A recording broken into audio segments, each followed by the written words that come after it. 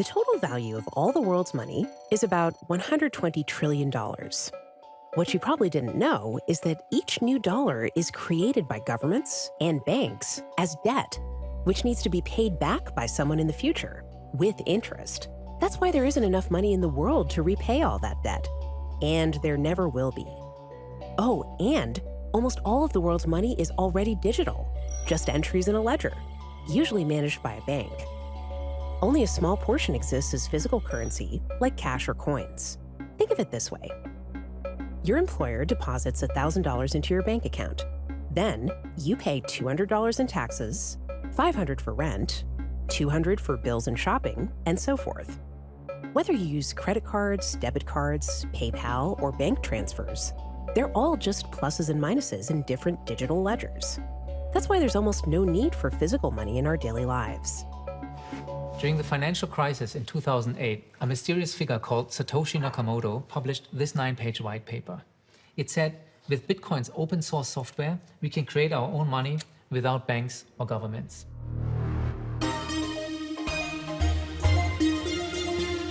This new nerd money, called cryptocurrency, is created and stored in computers.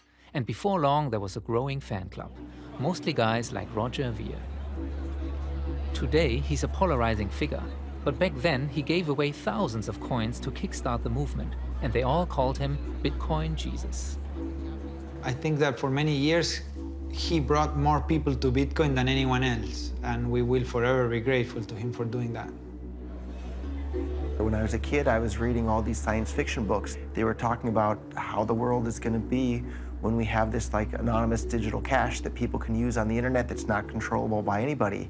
And then when Bitcoin came along, it was like, wow, the science fiction money that I had been reading about as a kid is finally here. So I got so excited about it. I heard about it at about 10 in the morning, and I was planning to go to work that day, but I didn't. I stayed home the entire day reading about it.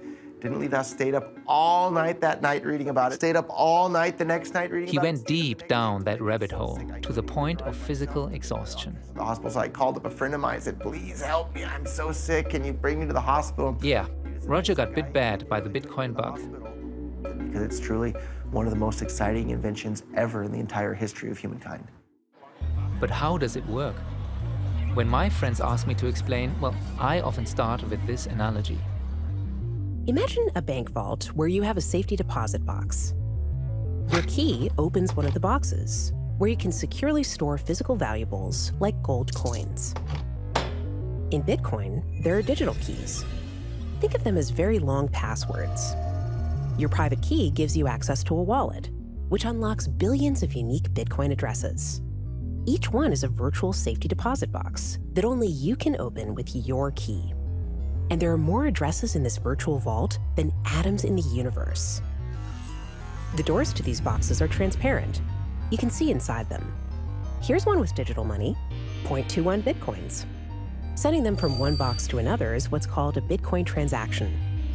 We'll explain that later, but for now, just remember that these digital coins can only exist inside these transparent address boxes, can't be copied, and can't ever leave the vault.